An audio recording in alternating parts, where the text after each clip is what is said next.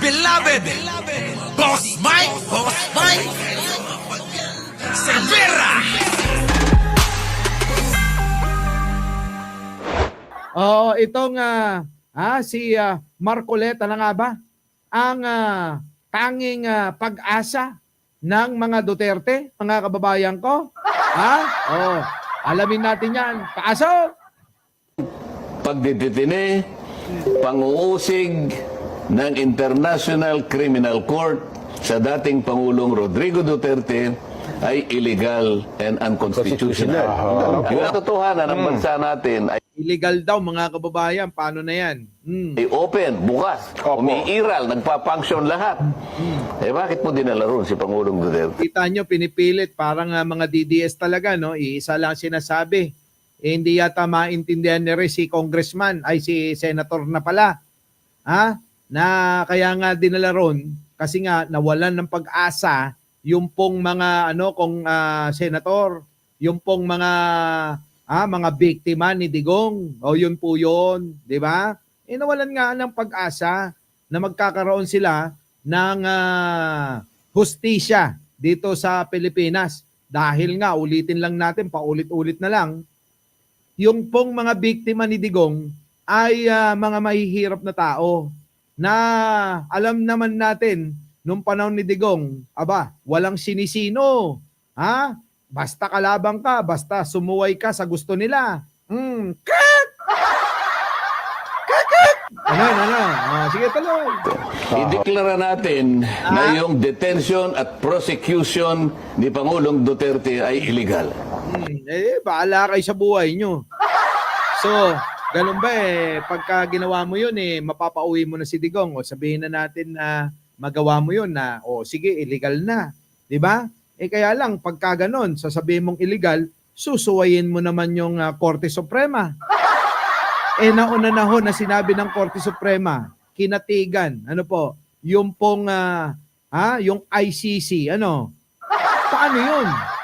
O di sinusuway niya. Kala ko ba'y susunod tayo sa Korte Suprema, Senator Marcoleta? Bakit di nyo i-respeto patungkol dyan sa pagkakadakip? Dinakip, hindi ho kinidnap.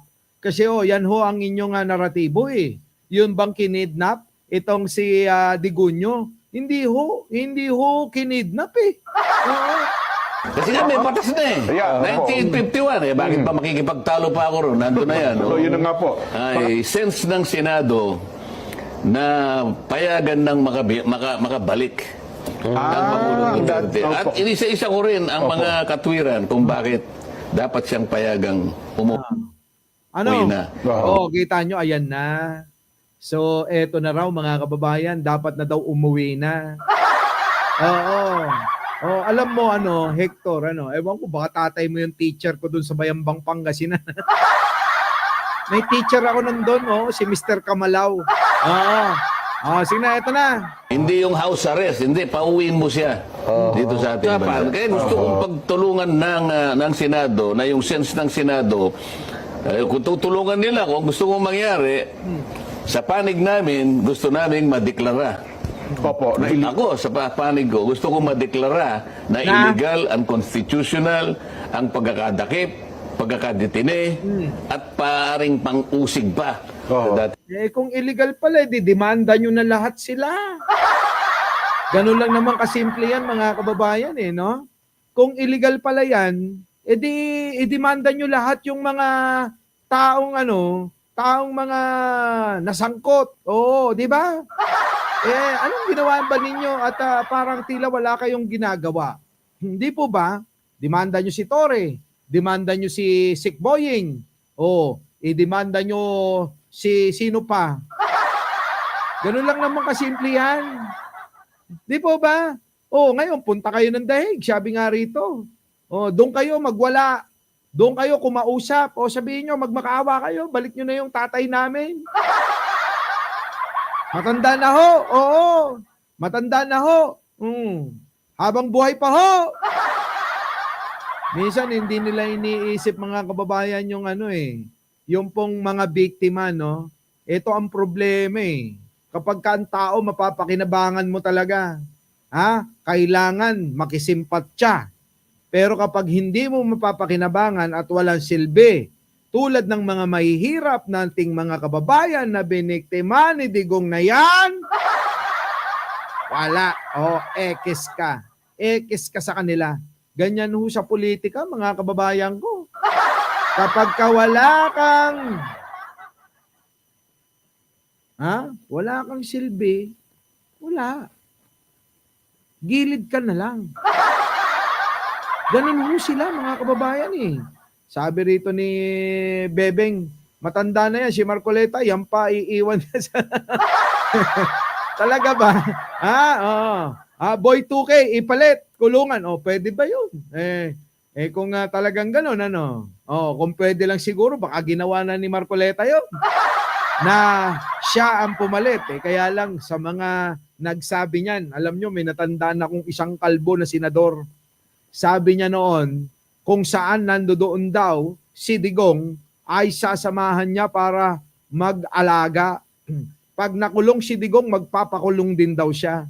Nung lumabas po yung warrant of arrest ni Digong, mga kababayan ko nagtago yun Hindi humakita Bigla-bigla mga kababayan na etong kalbong senador, mga kababayan ko, napakatagal napakatagal bago magpakita Hindi mo alam kung saan nagsusuot, mga kababayan. Oo, baka naman may bunker din sa ilalim ng bahay yan,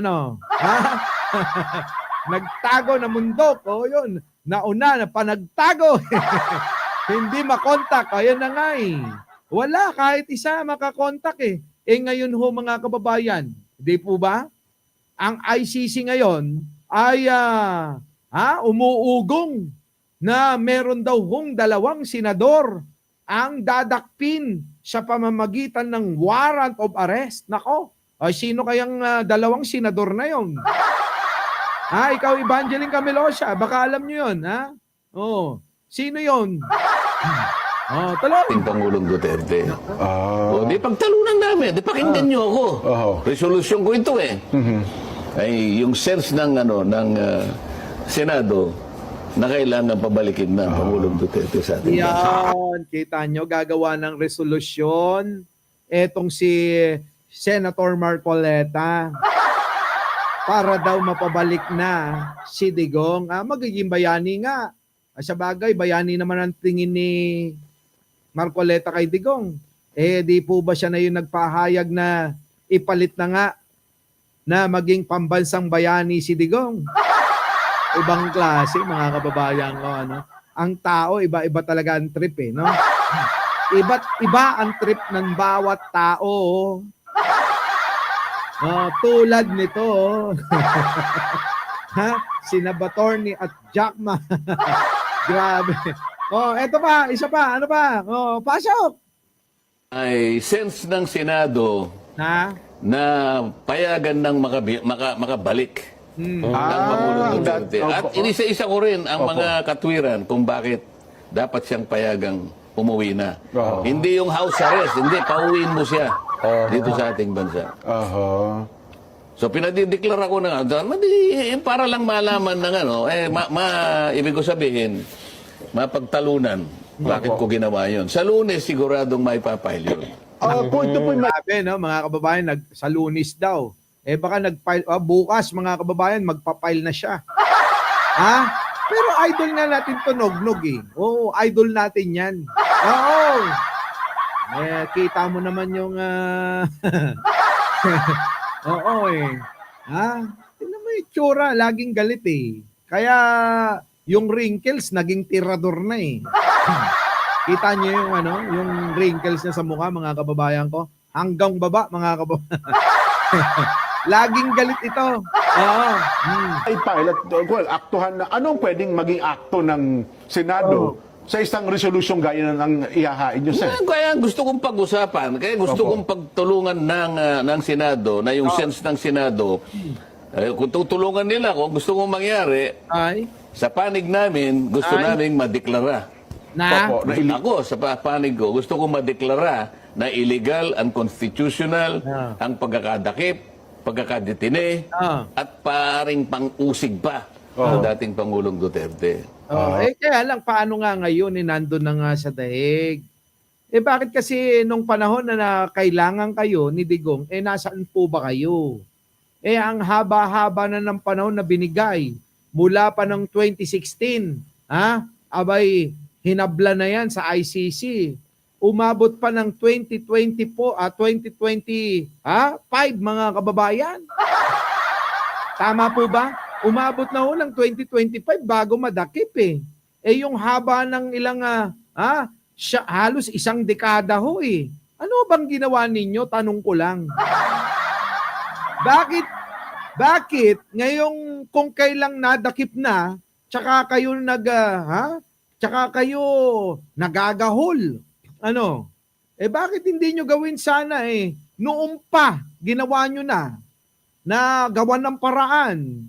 Alam nyo, mga kababayan, wala naman tayong pakialam dyan kung mapunta sa ICC, kung manatili sa Pilipinas, wala naman tayong pakialam dyan.